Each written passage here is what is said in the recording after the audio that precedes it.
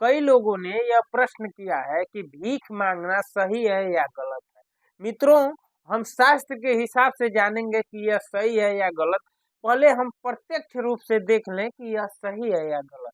मित्रों, भीख मांगना गलत है या सही? देखिए, भीख मांगने के लिए देखते हैं कि लोग आते हैं और कैसे रहते हैं, हष्ट पुष्ट और नौजवान। हमसे और आपसे तंदुरुस्त लोग हैं जो भीख मांगते हैं। आप जरा सोचिए कि आप अपने दिमाग से सोचिए कि कैसे ये सही हो सकता है।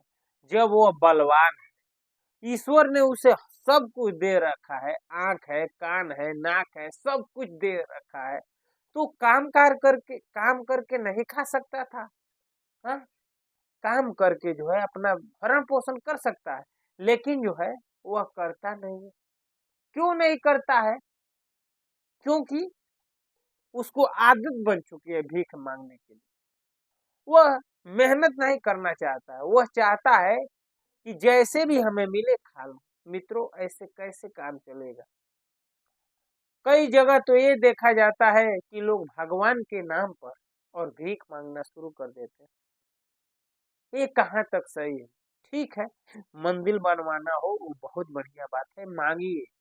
मंदिर बनवाने के लिए, कोई यज्ञ अनुष्ठान सामाजिक कराने के लिए मांगना चाहिए, ये सही है। लेकिन हमने और आपने ये समाज में देख रहे होंगे कि ईश्वर का नाम लेकर कि यहाँ ये चीज बन रहा है और झूठ मूठ कर अपना पेट भरते हैं और जेब भरते हैं। बताइए, उनकी कैसी दुर्गति होगी जो ऐसे लोग भीख मांगते हैं? क्या आप खुद देखिए ये बातें सही हैं?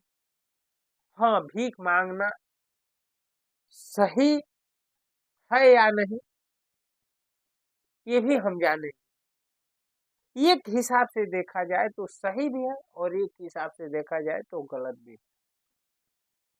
मित्रों, जो जिनके पास ईश्वर ने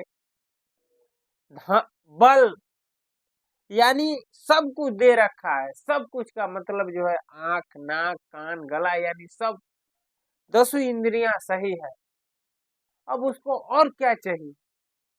हाँ, भीख मांग रहा है जिसकी आंखें न हो, उसके लिए सही है।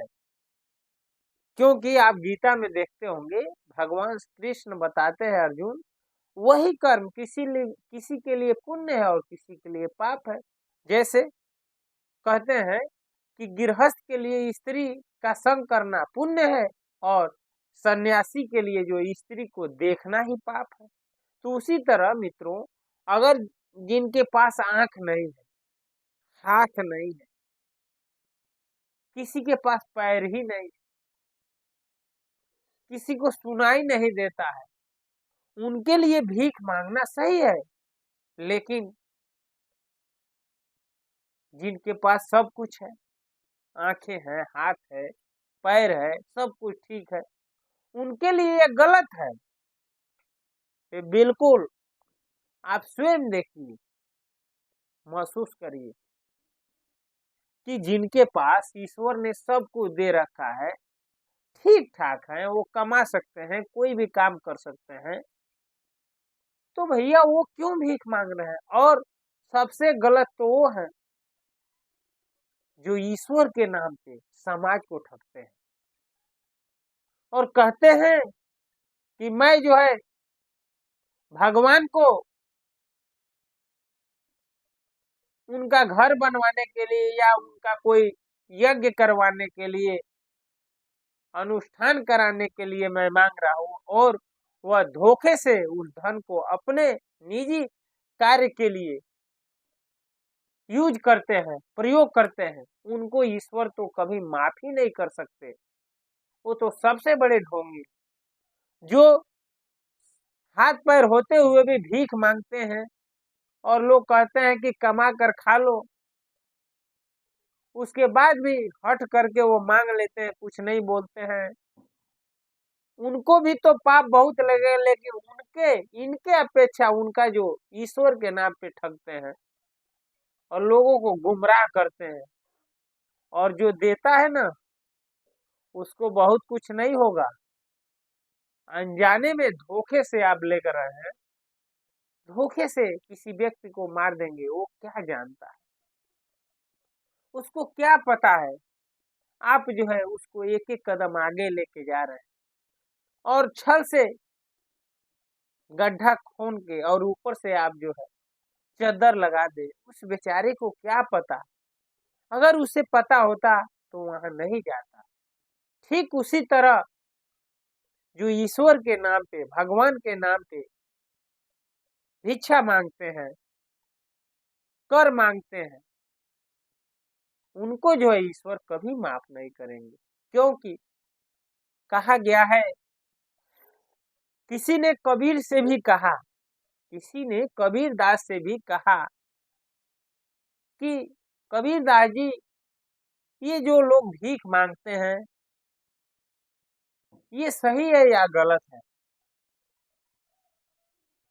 तो इस पे कबीर दास जी खूब सुंदर वाक्य लिखते हैं, वाक्य बताते हैं। और वो वाक्य कितना सुंदर है मैं आपको बताता हूँ। कबीर कहते हैं, मांगन मरण समान है। देखिए, कबीर जो है सीधे भीख मांगने वालों को क्या कहते हैं, मांगन मरण समान है, मत मांगो कोई भी। वो कहते हैं, सीधे चैलेंज दे दिए हैं, स्पष्ट रूप से अपने शब्दों में लिख दिए हैं कि मांगन जो है मरण समान है। यानी जो भीख मांगता है ना मित्रों, वो मरने के समान है।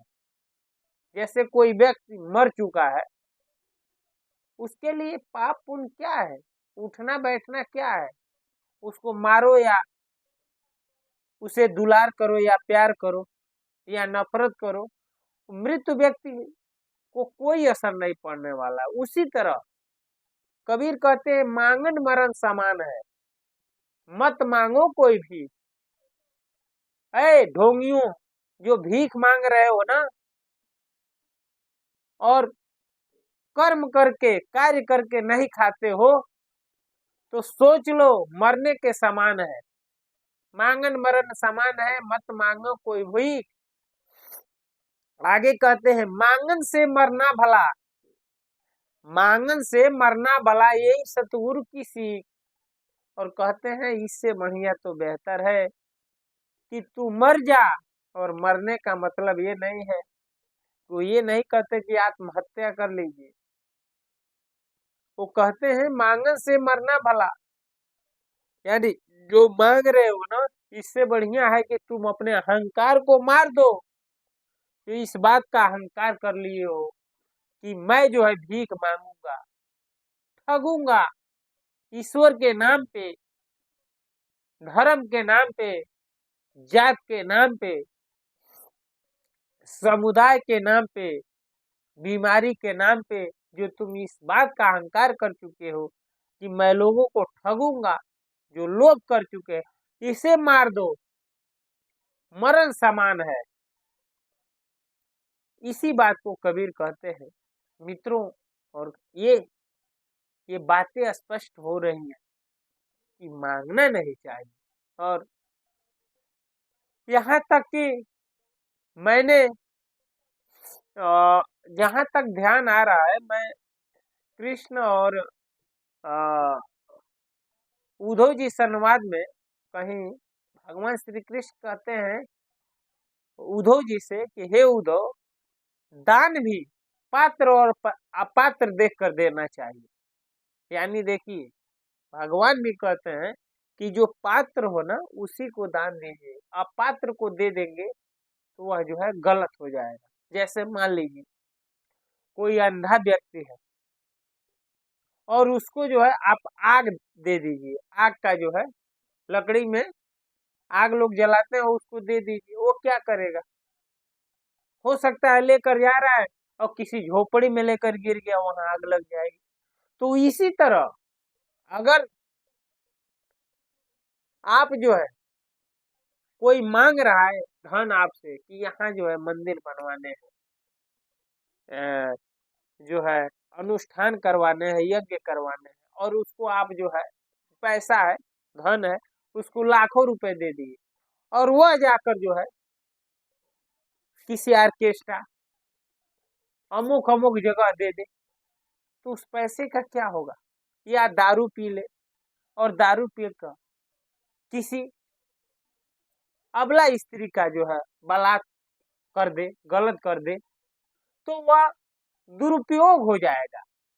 इसी से भगवान कहते हैं कि पात्र और अपात्र आपको देना है तो सही पता करिए कि वास्तव में यह धन मांग रहा है तो किस लिए मांग रहा है, किस उद्देश्य के लिए मांग रहा है। मित्रों, जो आपने ये प्रश्न किया था कि भीख मांगना सही है या गलत है, तो मित्रों एक तरह से सही है और एक तरह से गलत है। हाँ, जो पात्र है उसके लिए सही है और अपात्र के लिए गलत है। वो किसी भी फील्ड में जाइए, आप जो है पात्र और अपात्र चुनकर ही भीख दीजिए। और जो ये भीख मांगने का जो ड्रामा करते हैं वो इस बात को समझ लें कि वह घोर नरक में जा रहे हैं और ईश्वर जो है पक्षपाती नहीं होते हैं।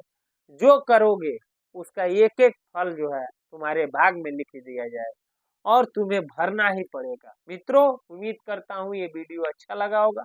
अच्छा लगा होगा तो कमेंट में जरूर बताइए कि आपको क्या अच्छा लगा। आज इस वीडियो में इतना ही, अगले वीडियो में फिर मिलते हैं, तब तक के लिए हरे कृष्णा, राम राम जी, नमस्कार, प्रणाम।